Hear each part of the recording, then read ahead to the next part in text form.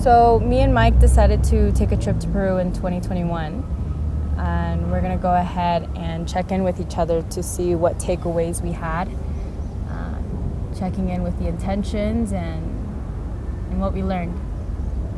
So, what intentions did you have for Peru before coming to the country? Intentions were to develop this relationship between me and you,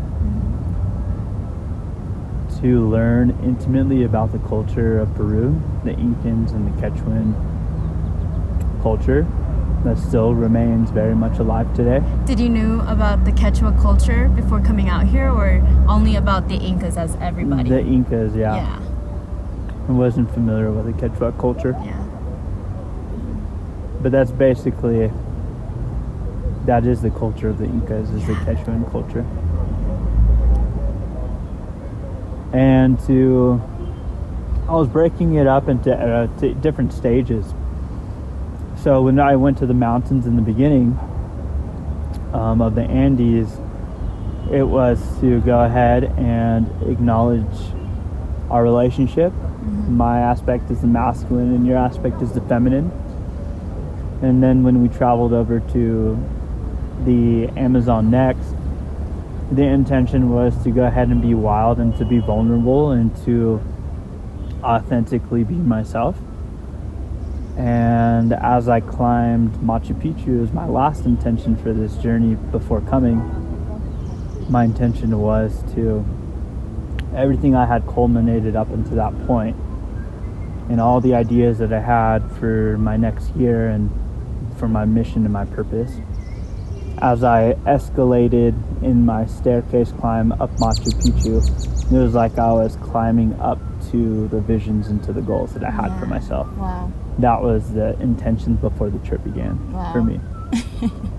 It's amazing. Did you have any, I guess, setbacks along the trip, along the journey with every intention? Any, I guess you can say, did it start growing? Like you had this intention, but did you learn anything else through that? Anything that wasn't there, wasn't classified, it wasn't... Yeah, did I come up with new intentions or something? Yeah. Well, you always start a journey with intentions, and you have no idea what to expect, so you just like have a basic idea, and this is like what I'd like to get out of it. But of course, those are like my reasons why, some things that I can go ahead and think upon and meditate on. But as I was going on the journey of Peru, it was a constantly evolving cycle. Yeah. I mean, even from the beginning, there's a lot of struggle with us just to even get into the country. Mm-hmm. Our COVID tests didn't go through yet when they were supposed to. So Peru was about to send us back to the United States, and instead they put us in like a little room. And for 5 or 6 hours, we were reaching out to anybody and everybody who can go ahead and help us out. And that's like a whole interview on its own. Yeah. And we'd probably talk about that for a long time. We're getting the hacker on it. We're getting this whole COVID thing hacked.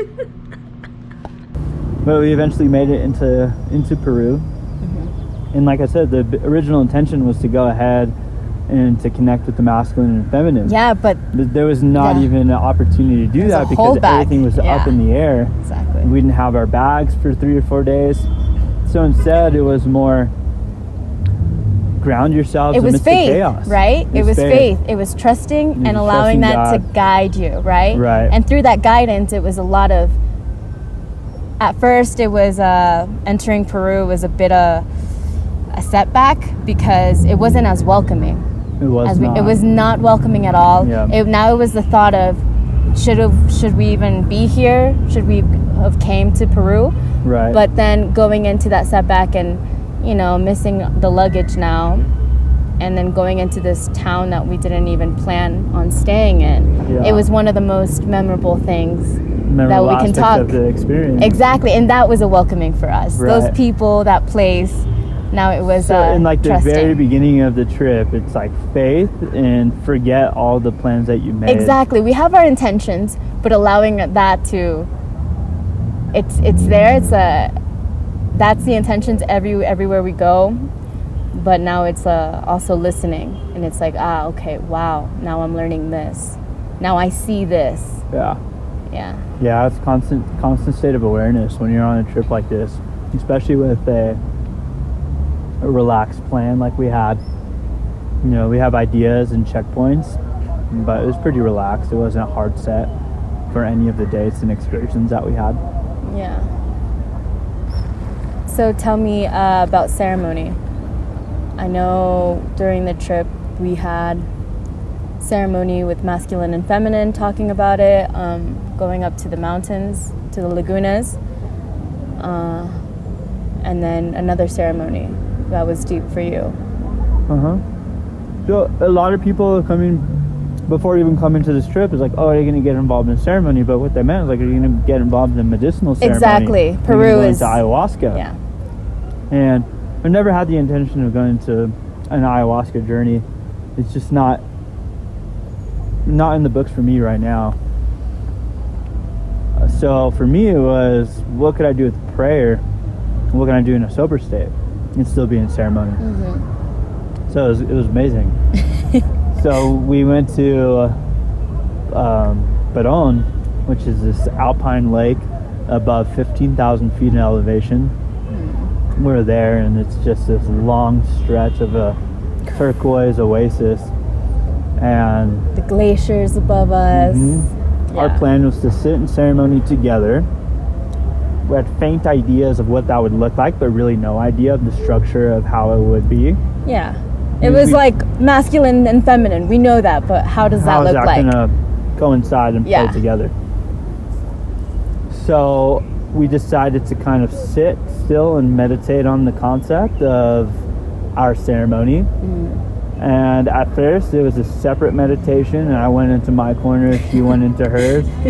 And already, as soon as I closed my eyes, my mind was flooding with ideas and this and that. For me, it was, I was missing the feminine. I knew what to do as the masculine, but then I would get stuck in my vision of what it would look like because I didn't have her.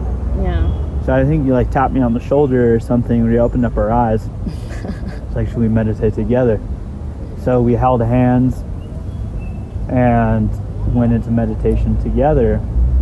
And then as soon as we closed our eyes, the vision came together. Super quick, yeah. Started circulating in our minds individually. And we get out of it and we start to explain our different sides, and I go first. And I start talking about, as a masculine, I am here to set up the space, and I'm here to charge up the directions, north, west, south, east, above, below, and within. I was going to charge these states up to get the space ready for you to enter, because during this whole Peru excursion, or in the beginning of it, when we were seeing masculine males, the masculine males that so many we idolized or we looked up to were these mountain top men who were very grounded and very tranquil amidst chaos. So I was like, okay, I got to be the mountain here. And by the way, Laguna Peron, and we're underneath this mountain, and if you ever seen the logo of Paramount Studios, that's the mountain we're under. This just to give you an idea of the setting place of how magical this place is. There's nobody there. And then Mauda stops me. She's like, you're tripping me out right now. The way you're talking about these directions and what you're trying to do here, that's what's happening to me, and let me finish. And we just basically finished each other's words and finished each other's vision and completed the puzzle. And went to sleep that night at 15,000 feet of elevation. Had a whole laugh attack. It was ridiculous. So many because hours. Because of the high altitude, it was like we were on drugs or something. We were just drunk. And then we woke up early the next day and set off on Third Path and did the whole ceremony. Yeah. And really brought the vision that we had to life. And felt the power and played with it while it was happening, and really filled in the blanks with our own personalities and our uniqueness. and the masculine and feminine truly came together, and it was extremely healing. Yeah, I don't know if you want to share like what exactly happened to you in the healing aspect. For me, the feminine aspect, it was a disconnection with my womb. So it's tapping into creation, tapping into the connection and building the relationship with my womb. And so for me, during the whole meditation of how ceremony would look like, and it's so interesting because through that whole ceremony, I felt like it was so raw. It was a lot of just being and expressing with no limitations whatsoever.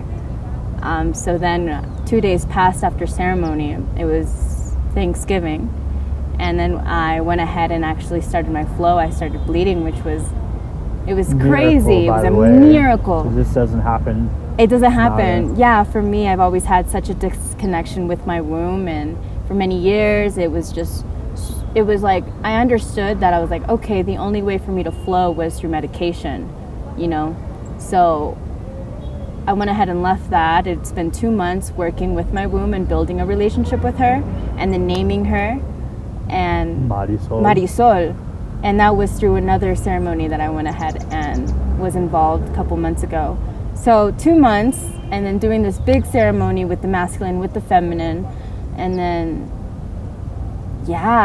Thanksgiving was a big day too, because that's something that's very important to us. That's like the time of whenever we met as well. So it was magical. There's a lot to be grateful for that day. Yeah. And during that 2 month process of building the relationship with the womb too, you can already feel things happening, and things changing, and she'd respond too. She'd be responding in little ways and little things, and then just the acknowledgement of like, okay, we're building a relationship, planting that seed. It's like now she's talking back, and now you're actually understanding the message. You're listening. You're building that relationship, and you know what you need. You know what you shouldn't be eating. You know what you should be doing.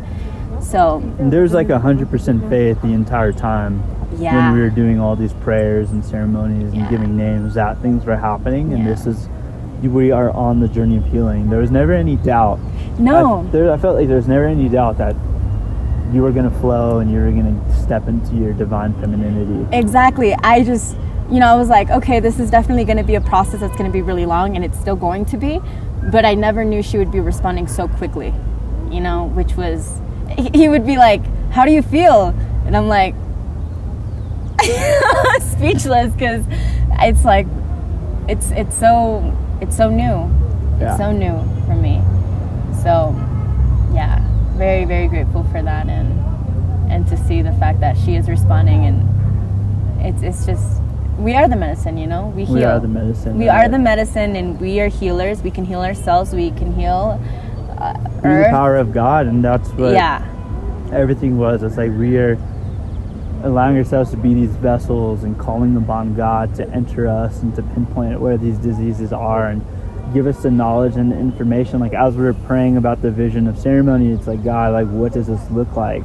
How do we fulfill the ceremony? Exactly. And then he just answers instantly. Instantly. It's like knowing that's the voice, because you're not having to repeat yourself. You're not having to, it's just a voice comes through, and it's like, okay, acknowledging and trusting that. And it's through the meditation that we did whenever we were separate, I didn't have anything.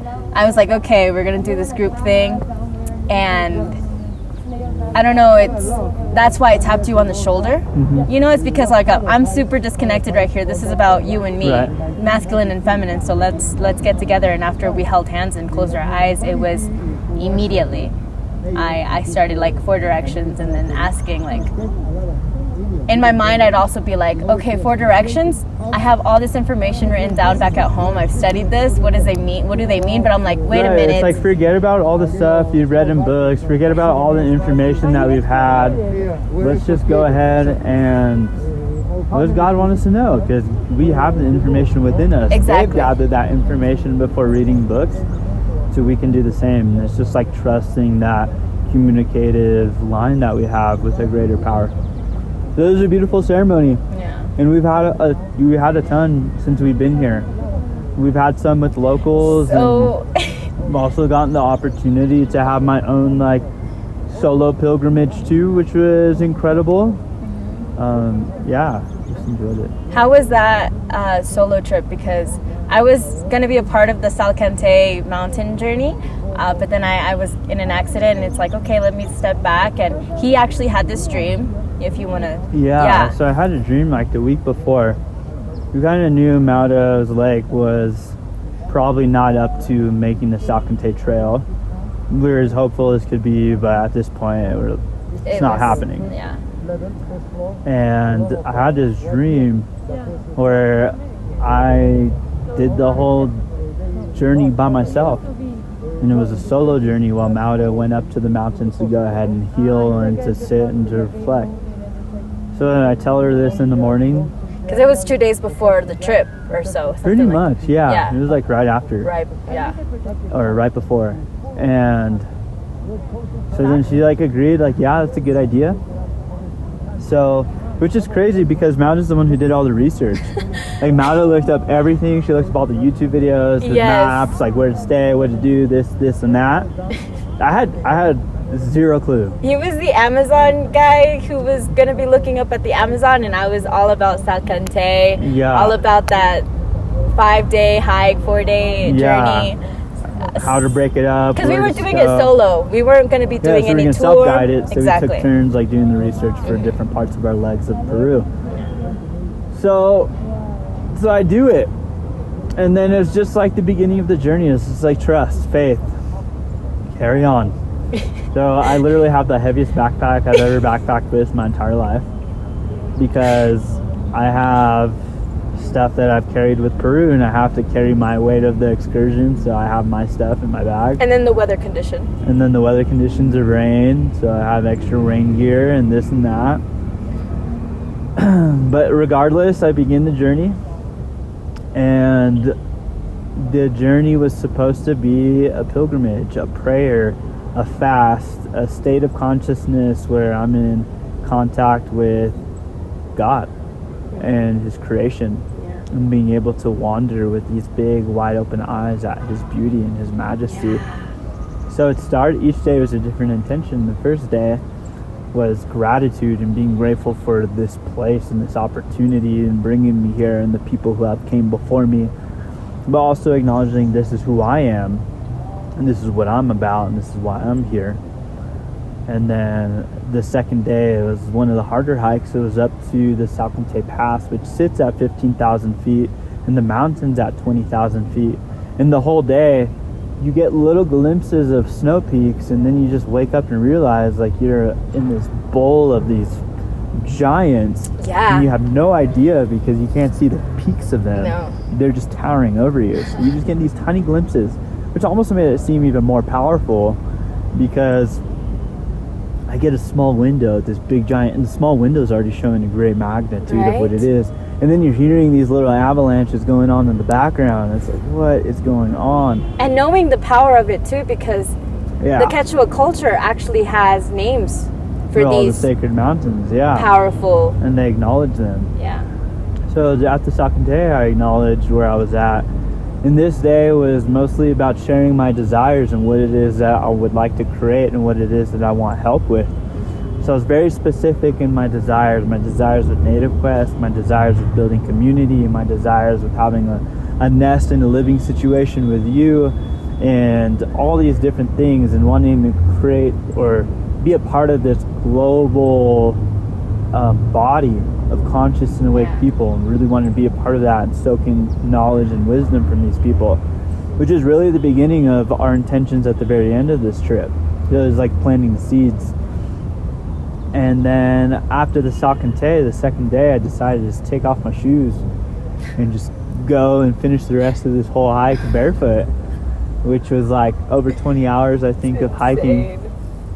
And there's like one point where it was pretty comfortable. I do barefoot walking a lot, and the reason I did it was to intentionally slow down and to really connect with my environment. And it was great because it got me took me longer to do it than I normally would, and I really got to pay attention to the little mushrooms and the intricate patterns of the fauna and the weather changes and the different, textures of the ground that I was walking upon, and really like soaking it in. Like, there's the other people who didn't have shoes who also walked this path, and I'm kind of following in the similar footsteps. So I was really grateful, and it was really about stripping away a lot of things, stripping away technology, a lot of comfortability, and some foods. So after I did the big mountain overpass, I kind of just had fruits, veggies, coca leaves, and cacao. And it was pretty much it for like 2 days. Were you had any questions of where to go on this journey of the Salkantay, since you didn't do any research? Did you ask locals? How was that? Yeah, I was forced to just ask around and kind of flow with it. I had like a crumbled up wet map that some guy gave me over here that wasn't really detailed or anything. It had like maybe 4 cities on it mapped out, but no idea what the terrain and the elevation, the ups and downs and the hours would be like. No idea. So there's other people in the groups too, so I'd kind of go, and once I did like 8 or 10 hours for the day, I'd look for a spot to stay, and then I'd get into a small little pueblo, a town, where there's maybe like 100 people max living there, and there's pigs running around next to the little kids. There's like no roads, it's all dirt and mud. It's all mud. And actually the second night I had to find my own spot without the help of a guide or anything. Oh, wow. So then I asked that lady. I was walking into town, and this lady was like, camping? I was like, yes. And I was thinking she was going to take me to one of those cool dome structures with glass windows, and you could see the whole landscape. Mm-hmm. That's what I was asking for, like, those little camping domes? The eco domes? It's just like, see, yeah. So extravagant, you're over here thinking about, like... Well, because I could see them, and I'm like pointing at them, and it's like, this is what I want. She's like, see, yeah, I got you. And then we're walking down the road, and she starts taking me a different direction, and I'm like, Should I trust her? And then she ends up taking me to this building that is like, all the doors are open, there's kind of a roof, kind of not. There's like a skinny staircase. You make one false step and you're falling 20 feet to the ground. There's like a little janky little walkway at the top of the second floor. And then I walk by this room, and there's like filth and like disorganized chaos, and it's crazy. And then she takes me to my room, and it's got no lights, no anything. And it's got a sheet that is the wall from this room to the next room, which it's got her underwear laying all over it. And that was my night. So yeah, it does help to do some research, and I learned a lot. Also, it was like a reminder too, like, there's a lot of thinking of my language and where I come from and the people I come from. It's like, I should be connecting to those people a lot more. Yeah. I should be able to voice my desires and my opinions, but instead I'm having to go with the flow of the people around me because I'm not able to properly share what it is that I desire because of the language barrier, because I'm not speaking the same language as them. And then I was like, well, my primary language is actually my secondary language, English. My primary language is Spanish, and I just don't have that connection with it. But that is still my primary language. Exactly. So there's a lot of that happening. Because in the beginning, we would be, through the whole journey of Peru, we were together. Oh yeah, I was translating. I was the translator He's and the been voice. really on it with practicing Spanish and testing him, like, okay, you order this, you do this. So during that trip of Salkantay, that was honestly towards the end of our trip of Peru. Yeah, so it was cool to go ahead and put all that to test, right? And to actually get by and to order food and be comfortable and get places to stay and talk to people. Yeah. And have these conversations. It was great. And then finishing it was, the last day was so hard. Oh my. Last day, I started off thinking it was going to be an easy cake 6-hour climb, because that's what my little janky ass map said. So I took it easy. I had like 20 cups of coffee in the morning. We were going to meet that night too. Yeah, we were going to That was meet. a plan. So I was like, all right, I should get going now, so I can get there at a comfortable time to meet Mauda. instead of my 6-hour hike, you know, I'm end up walking in the middle of, or at night in the rain on this train tracks and starting to think about jaguars and snakes and pumas and all these things, because we're like, Machu Picchu is basically that was the destination, is basically the outskirts of the Amazon, so these things exist. And then it was so cool, like this dog, you know, comes up to me, and I think he like just knew I was a struggling child of God at this time, because I was praying to God this whole day. There's God was talking to me a lot on the last day, and I feel like he just kind of embodied this dog. And I didn't have anyone to talk to for the past 4 or 5 days, and for the 2 hours straight, I don't think I shut up at all. I think I was just conversating nonstop to this dog. And I changed his name a few times because it was like this mixed golden retriever looking dog. So I called him Doug from Up. This is kind of what he reminded me of.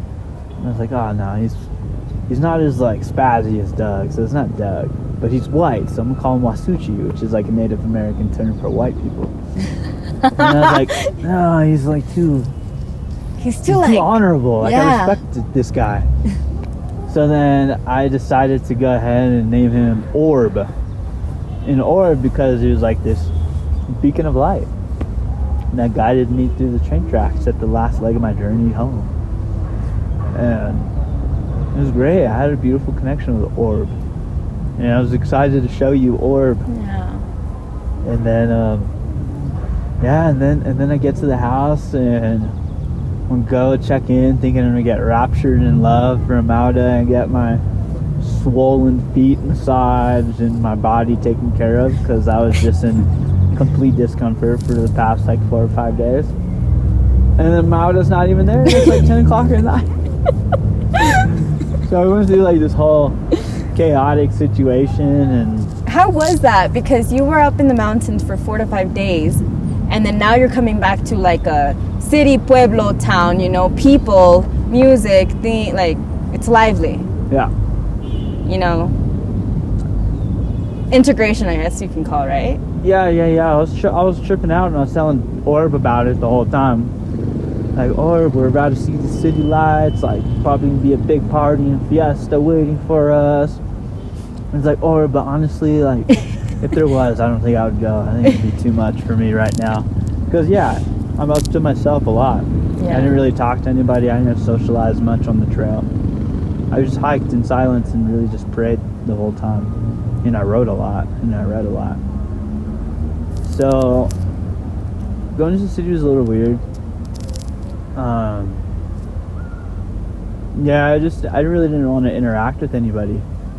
I just really wanted to interact intimately with you, and that was it. That was it until Machu Picchu, because that was still a part of the sacred journey that I was on, and I wanted to really finish Machu Picchu in the same mindset that I was having, because it was felt like I was in heaven. And I feel like I adapted pretty quickly. How do you, because a couple months ago you work with elders, you know, you're learning from elders. They gave you a name, right, from your teacher. Yeah. You want to talk about that and how, the Jaguar, Ocelotl. Yeah. You know, honing that energy. This you're out in the wild. You know, the Ocelotl is very observant, standing their ground. Do you feel you embodied this? It was a constant reminder. So on day one of the journey, I went to Humante Lake, which is high alpine lake up there. Mm-hmm. There's mountains and glaciers, and I went by myself and I prayed. And this was the day of acknowledgement, the day of thank you for everything, but also this is who I am. Yeah. So for the next 2 days, I wrote about what it is that I feel like the Jaguar Ocelotl entails. And I was always in the beginning thinking about, this is like, beautiful cat who's got this big bite, and it's just this, apex predator in the wild. yeah, as I thought more and more about it, and one of the reasons I also did the journey silent and solo is because the Jaguar is often in silence and solitude, waiting Listening. for its opportunity and being completely aware of its its environment. And it has its desires. It wants to eat or it wants to do something. And it waits for the perfect opportunity and the perfect time to strike, to make its move. And it's very minimalistic before that. It wastes no energy because it doesn't have a lot of energy to give, because it's waiting for food or it's waiting for water. It's in a hard environment. It's in struggle. It's in discomfort. Surviving. It's surviving. But it's also, like you said, being in that complete aware state, even though you're in a state of survival. Yeah. It's being calm, it's being collected, and it's being ready to take the opportunity when it comes to you. And also having the wisdom of discernment to know that this is the opportunity for you to take. Yeah. And for you to use your energy to go ahead and take it. And I was thinking a lot about that. In the fact that when it does take it, it has the biggest, most intense bite out of all the cats in the animal kingdom. And that is almost metaphorically like the word that I have is be bold with my word and allow it to go ahead and penetrate the hearts of the people around me. Right? It's like have power in my heart, so my heart feels my word and my bite. So I was thinking a lot about the Ocelotl, the Jaguar, as I was continuing the journey. And I was going through the discomfort and I was walking barefoot or I was hungry. Yeah. It's like, well, the Jaguar goes through these moments of discomfort too. And it's to go ahead and still be graceful and to still be poised and still have myself together and not in chaos and not in disarray and fray and freaking out. Because that does nobody outside of me any good. So it's also the reminder of all the masculine males that I've had around me this entire time. The whole beginning. Yeah. So it was all playing together. So it's like in the moments of discomfort, really just remain calm. Wait your opportunity. Yeah. Stand your ground. Be grounded. Be comfortable in discomfort. And when it's your time to come and shine, then show them who you are. Yeah. And don't hold back at all. It's your raw, complete self. Right. Because the Jaguar is not this aggressive cat all the time that freaks all the animals out. Walks with grace. Walks with grace. Walks with grace.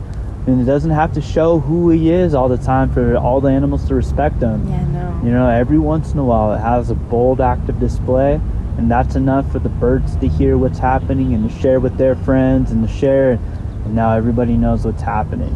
It doesn't have to be so in your face, this is who I am, and be this jester in front of the cameras or in front of people to be like, this is me, you need to recognize me. It's like not having to prove to nobody. Exactly. It's not have to prove to anybody, because when your time comes, you'll show up. Yeah, he knows. Yeah. How was we went to Machu Picchu.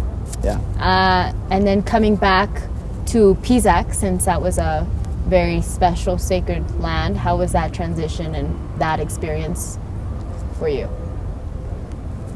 Machu Picchu to Pisac? Well, it flowed in pretty good. It flowed in perfectly together. The whole Salkantay journey was a pilgrimage. Machu Picchu was this wonderful landmark from ancient people, and we really got to learn about the culture there. Right. And then we got to take a motorbike through the outskirts of the Amazon. Yeah. Which started out as I was describing as I was on my bike, because it was a perfect, beautiful, sunny day. How many times have we rented this bike first? Oh yeah, this Vespa. It's a Vespa. It's not even like a motorcycle. But I have my whole backpack strapped on, Mauda, me, and her backpack, a stick. And it's like loaded Vespa, and I'm like riding in chanclas sometimes. We rented it a lot. It's been wonderful. It's been charging us less than $20 a day for a Vespa. It gives us the ultimate freedom to explore how we want to explore. So that's what we did. We explored how we wanted to explore, and after Machu Picchu, we took the outskirts. It was one of the most beautiful scenic routes I've ever taken in my whole life. It's got this rapid, roaring, bloody river underneath us full of clay. These towering Amazonian wild mountains with fruit galore all around us. Oh my gosh. And then the sun's out, which doesn't happen out here since we've been here much. So I have my shirt unbuttoned, Mauda's on the back, and like driving fast, and there's beautiful scenery. And I'm driving, and there's like mango trees everywhere, and mangoes are my favorite fruit in the whole world. And it just felt like it was like a scene of heaven. It really did. Like this, it may have been the happiest moment of the whole trip. I mean, it could have been the happiest moment of the whole trip. It was the Vespa ride after Machu Picchu, going to Pisac. And that was the first like 2 hours of it, because right after that, it got brutal.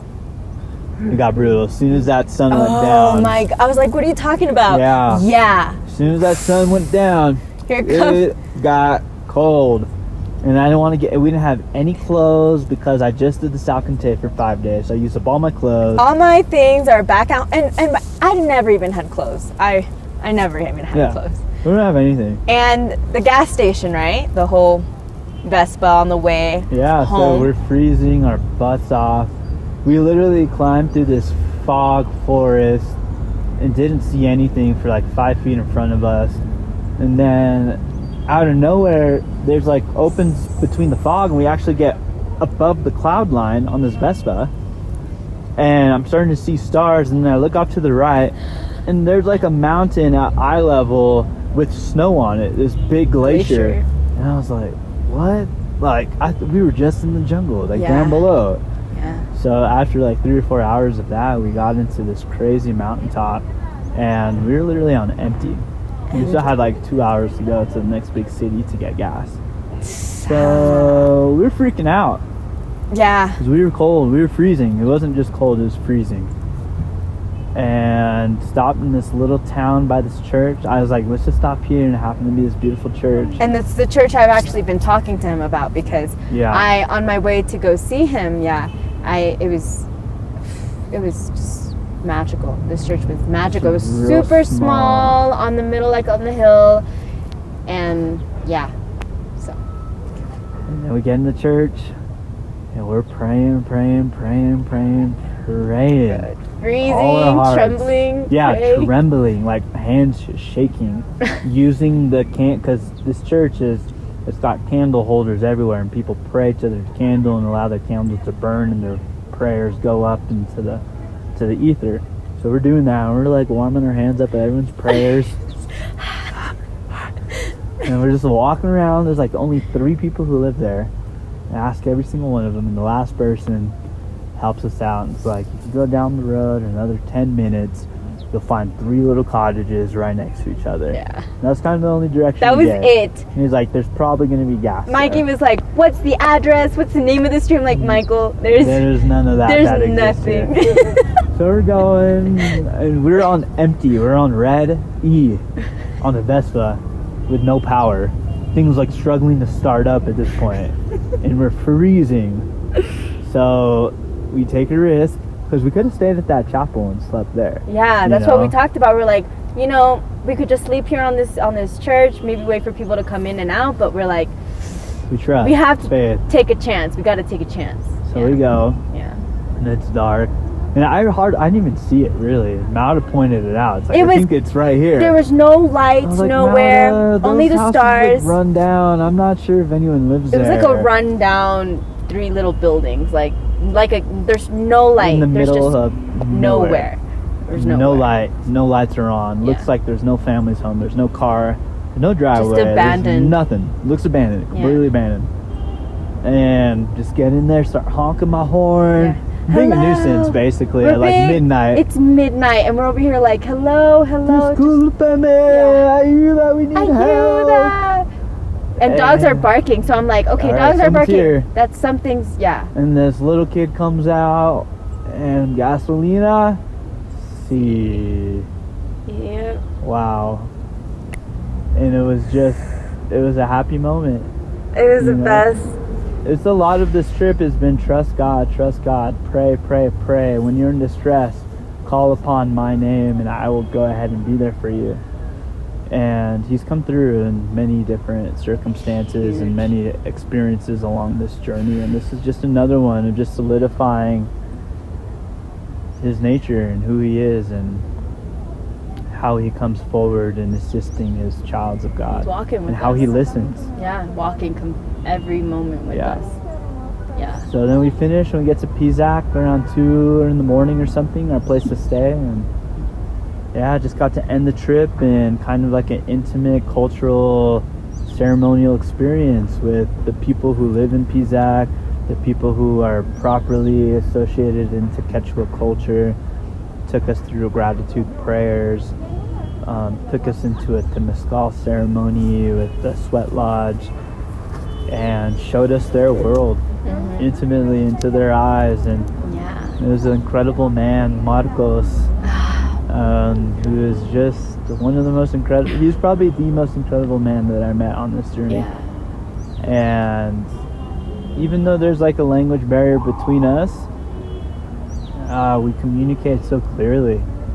I feel his words penetrating. Like I've never felt this before. Is when he speaks to me, my whole body vibrates with his words. Exactly. He carries such dense love. He loves. And he loves me. He loves Mauda. And we love him. And just to have that opportunity to know a local in the mountains here was incredible. It wasn't a typical tourist journey at all. We hardly had many guides. We've Like been doing 2 it guides. ourselves. We've been on this journey of intention, following the heart, and the heart's been directing us to people who also live out of the heart. In the last couple days here in Peru have been surrounding by these people who live out of the heart and who have been teaching us, and their words of wisdom ring in my ear loudly like bells from the chapels, and I still hear them talking to me. Yeah. Yeah. So, what, things didn't go as planned, missing our flight and all. What are the big takeaways that you have overall the whole trip, lessons, and, something that just, it's always going to be sticking with you, always going to be constantly a reminder, any takeaways that you've had? That missing the flight was kind of like the last solidifying message and like a pattern that I was receiving. It's like life's not always going to go your way. Especially after being in such a high, right? Thinking Yeah. of this is how we're going to end. Yeah, I Wow. said all my goodbyes. I was ready to leave the States, and then I missed our flight. And it totally brought me into dark clouds. Like I woke up in dark clouds, and I woke up in a heavy state. No, I was sad. I was really sad. Like I didn't have energy. I didn't want to get out of bed. I didn't care if we ate for the day. I didn't care if I bathed. I know. I just wanted to sit in my room for 2 days until I flew. That's all I wanted to do. I didn't even want to do that. That's just all I was going to do. Yeah. I didn't want to do anything. But it was a reminder of the path that we have chosen. It is not a path of luxury. It's not a path of comfort. It's a path of, unfortunately, hardships and trials and a walk of faith. Yeah. And to know that I'm here for a reason. And one of the things that rings true from one of the mentors on this trip is, these are just moments. These are just times. They're neither good times or bad times. These are just moments of life. And it's an opportunity in that time for you to reflect upon it and gain something about it and to have a lesson to take away. But it was really solidifying the message that I have chosen to be a servant of a higher power and to be a disciple. And I may not always have a home. I may not always have a stitch to my name. I may not always have this, and that. And it's not going to be the most comfortable journey that I've selected for myself. But I believe in my full heart that this is the way I'm meant to live. This is the way I'm meant to go ahead and heal myself and heal the people around me through love that I have for myself, through an ever constant spring of love from God that flows through me, that I'm able to dish out to people around me. It was that, and my last intention and my last prayer for the whole trip, everything that kind of came together was a prayer of, God, connect me to your global tribe, to the people who want to know you, to the people who desire you, to the people who are consciously awake and who love out of the heart. Connect me to those people. Take us to your sacred lands where the trees are abundant and the oceans and the hot springs and the fruit trees and the aromas of the flowers are. Take us to these lands. We'll be in ceremony in a circle. Lift us up with your right hand and take us into the heavens so we can really feel and see what's happening here, so we can hear the songs of angels, so we can smell the most exquisite smells we've ever smelled, to taste the most delicious food, so we can experience divinity in a holy presence. Take us there, take your tribe there, and then bring us down so we can have this intimate, authentic memory of what heaven is still like, that we've truly experienced and tasted for ourselves, so that we can share heaven here on earth to the people who don't know, to the people who aren't awake, to the people who are still blind and still in the dark. Bring us to them, for we will be your guides, we will be your lanterns, we will be your shepherds to these people.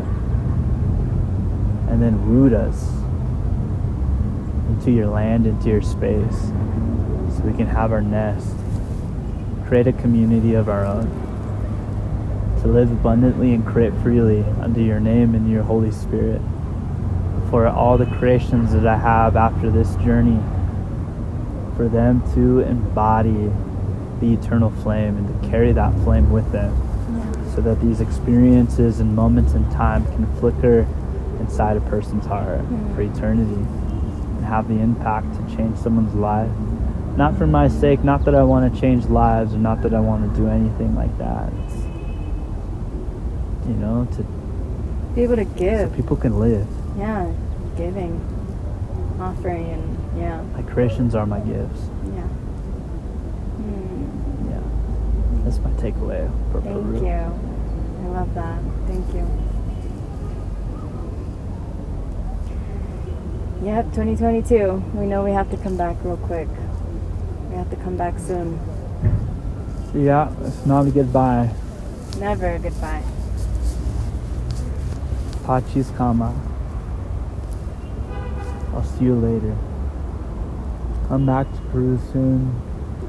Bring the tribe here. Yeah. Get ready to bring this whole journey to people. Yeah. But yeah. Thank you. Thank you, Mikey.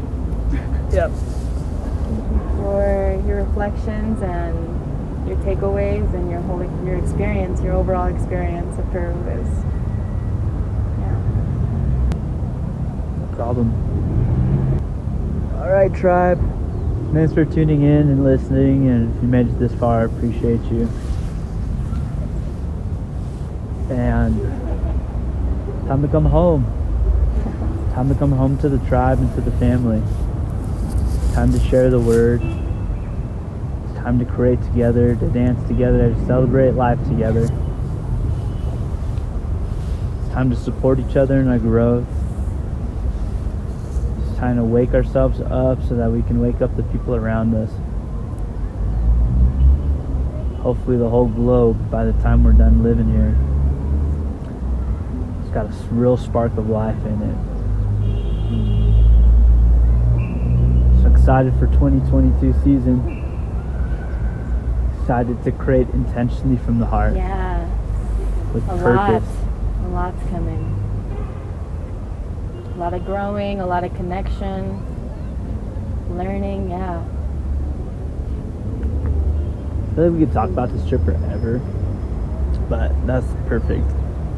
That's good. The rest of it will come out through stories and conversations when we're wrinkly and old on a rocking chair by a fire. I'll still share these stories of my time here in Peru for the rest of my life.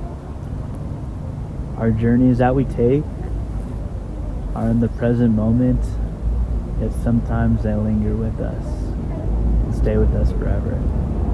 This experience has been that. Carry Peru in our hearts. Yeah, the people were everything. Best place on earth, visit Peru. Visit Peru. Come join Native Quest 2022, summer, June. See you there.